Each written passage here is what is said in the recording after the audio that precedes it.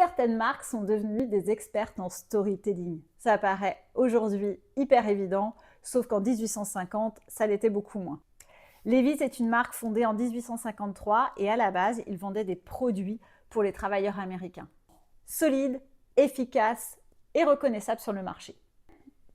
Le problème, c'est qu'ils sont aussi en train de perdre un brevet important, les petits trucs en métal qui rendent solides les jeans. Ça les met évidemment en danger face à la concurrence. Alors, leur idée, ça a été de créer un visuel qui va identifier leurs produits au milieu de tous les autres. Un peu de contexte, on est en 1850. La plupart des travailleurs américains ne parlent pas anglais, ils ne savent pas lire, ils ne savent pas écrire. Levi's a créé une image emblématique que vous connaissez encore aujourd'hui. Ça, c'est une étiquette qui a fait son apparition en 1886. Elle s'appelle le Two Horse Brand.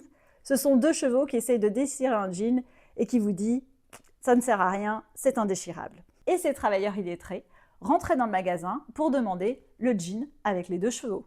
Il y a quand même un visuel qui identifie un produit particulier et c'est celui-ci que veulent les consommateurs. Mais alors, à quel moment il arrive notre super logo de Levi's? Le Batwing, qui reprend la forme des poches de jean. Plus tard, il va évoluer. Et comment on reconnaît un Levi's d'un autre jean? La petite étiquette rouge. La couleur rouge est un pilier stratégique de leur marque. Elle est arrivée dès 1930 dans leur communication. Qu'est-ce qui contraste le mieux sur une couleur de jean bleu? C'est le rouge. Mais cette petite étiquette, c'est pas seulement pour faire joli sur votre jean, c'est ce qui la protège des contrefaçons. Si t'as pas d'étiquette, t'as pas de Levi's, t'es complètement has-been. La typographie, elle est sobre, épurée, facile à lire et ça correspond tout à fait au storytelling de leur marque, simple, fiable, efficace. Mais il y a un petit changement qui s'est opéré en 1970. Avant 1970, Levi's est écrit en capital. Après 1970, le E devient un E en minuscule. Alors c'est une petite modernisation pour toucher une nouvelle cible, mais ça nous permet surtout de dater les vêtements. La période Big E avant 1970, ce sont des jeans vintage prisés par les collectionneurs.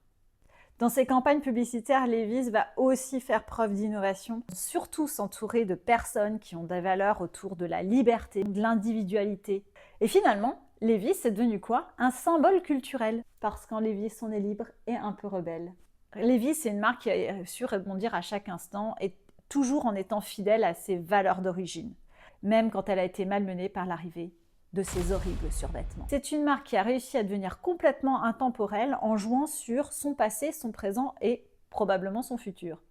Et il montre quoi? Que l'histoire d'une marque se construit autour d'une histoire qui est riche, stable et cohérente. En résumé, Levi's nous montre que pour créer une marque forte, il faut reposer sur plusieurs piliers. 1. Une histoire authentique qui résonne avec les consommateurs. 2. Un logo qui évolue mais en restant fidèle à ses valeurs fondamentales. 3. Un univers visuel qui amplifie le message et qui reste cohérent dans toutes ses actions. Donc si vous êtes en train de créer une marque, pensez à tous ces identifiants parce que ce sont des marqueurs forts qui vont vous permettre de vivre longtemps. Enfin moi je dis ça, vous me croyez ou vous ne me croyez pas.